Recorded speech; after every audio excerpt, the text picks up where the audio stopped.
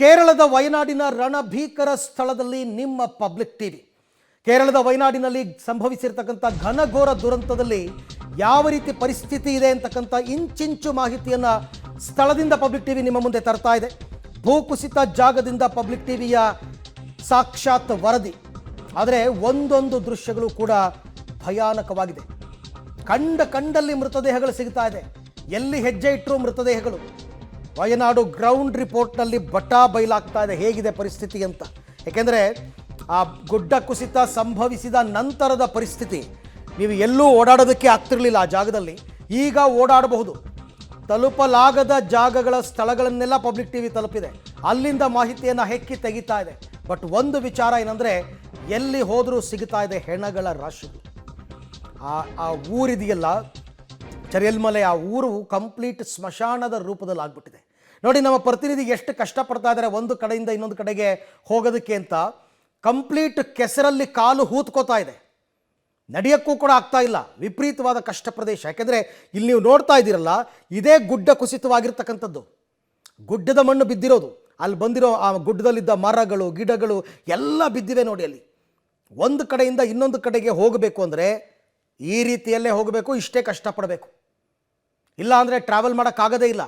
ಅದೊಂಥರ ರಿಸ್ಕ್. ಅದು actually risk ತಗೊಂಡು ಕೆಲವು ರಿಮೋಟ್ ಪ್ರದೇಶಗಳಿಗೆ ನಮ್ಮ ಪ್ರತಿನಿಧಿ ಅಲ್ಲಿಂದ ಹೋಗ್ತಾ ಇದ್ದಾರೆ. ಹೆಲಿಕಾಪ್ಟರ್ಗಳು, ಸೇನೆ, NDRF, SDRF ಟೀಮ್, ರಕ್ಷಣಾ ಸಿಬ್ಬಂದಿಗಳು ಎಲ್ಲರೂ ಹರಸಾಹಸ ಪಡ್ತಾ ಇದ್ದಾರೆ. ಅಲ್ಲೊಂದು ಸೇತುವೆ ಇತ್ತು, ಆ ಸೇತುವೆ ಮುರಿದು ಹೋಗಿದೆ.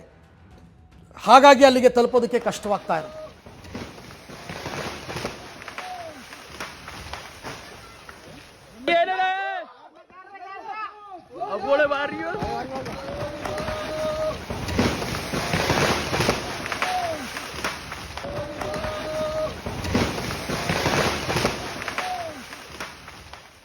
ನೋಡಿ ಅಲ್ಲಿ ಹೇಗೆ ಪರಿಸ್ಥಿತಿ ಹೇಗಿದೆ ನೋಡಿ. ಇದೇನು ಅಲ್ಲಿ ಹುಟ್ಟು ಬೆಳೆದಿರೋ ಮರ ಅನ್ಕೋಬೇಡಿ. ಇದನ್ನ ಗುಡ್ಡಗಳ ಜೊತೆ ಬಂದಿರೋದು. ಅಲ್ಲಿ ಆ ಸೇತುವೆ ಹತ್ರ ಬಂದು ಬಿದ್ದಿದೆ. ಆ ಗುಡ್ಡ ಕಲ್ಲು ಬಂಡೆಗಳ ರಾಶಿಯ ಜೊತೆಗೆ ಮರಗಳು ಬಂದಿದೆ. ಅಲ್ಲಲ್ಲಿ ಗುಡ್ಡದ ಮೇಲೆ ಬೆಳೆದಿರ್ತವಲ್ಲ, ಅವು ಕೂಡ ಬಂದಿದೆ ಅದ್ರ ಜೊತೆನಲ್ಲೇ ಕೊಚ್ಕೊಂಡು. ನೋಡಿ ಅಲ್ಲಿ ಆ ಸೇತುವೆ, ಆ ಬ್ರಿಡ್ಜ್ ಕಥೆ ನೋಡಿ ಹೇಗಿದೆ ಅಂತ. ಆ ಮರ ಬಿದ್ದಿರೋ ಜಾಗ, ಆ ಏರಿಯಲ್ ವ್ಯೂ, ಡ್ರೋನ್ ವ್ಯೂಸ್ ಹೇಗೆ ನೋಡ್ತಾ ಹೆಂಗೆ ಕಾಣ್ತಾ ಇದೆ ನೋಡಿ. ವಾಸ್ತವಾಂಶ ಈ ರೀತಿ ಇದೆ.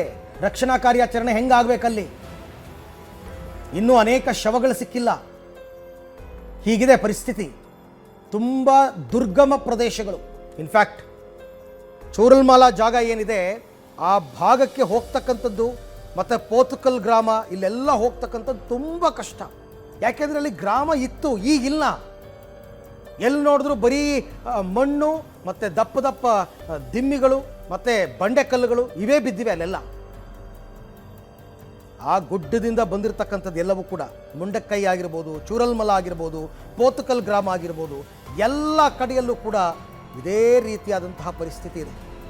ಕೇರಳದ ರಣಭೀಕರ ಸ್ಥಳದಿಂದ ಪಬ್ಲಿಕ್ ಟಿವಿ ಸಾಕ್ಷಾತ್ ವರದಿ. ಭೂಕುಸಿತವಾದ ಜಾಗದಿಂದ ಒಂದೊಂದು ದೃಶ್ಯಗಳು ಕೂಡ ಕೂತ್ಕೊಂಡು ನೋಡ್ತಾ ಇದ್ರೇ ಬೆವರಿಳಿಬೇಕು ಹಂಗಿದೆ. ಆ ಭೀಕರತೆ, ಆ ಭಯಾನಕತೆ ಹೇಗಿದೆ ಅಂತಕ್ಕಂಥದ್ದನ್ನು ನೀವು ಗಮನಿಸ್ತಾ ಇದ್ದೀರಾ. ತುಂಬ ಕಠಿಣವಾದಂತಹ ಸನ್ನಿವೇಶ ಇದು.